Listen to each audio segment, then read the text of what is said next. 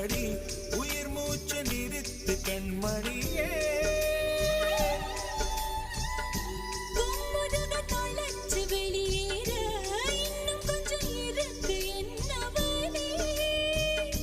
மழையடிக்கும் சிறு பேச்சு, வெயில் அடிக்கும் ஒரு பார்வை, உடம்பு மண்ணில் புதையிற வரையில் உடன் வரக்கூடுமோ?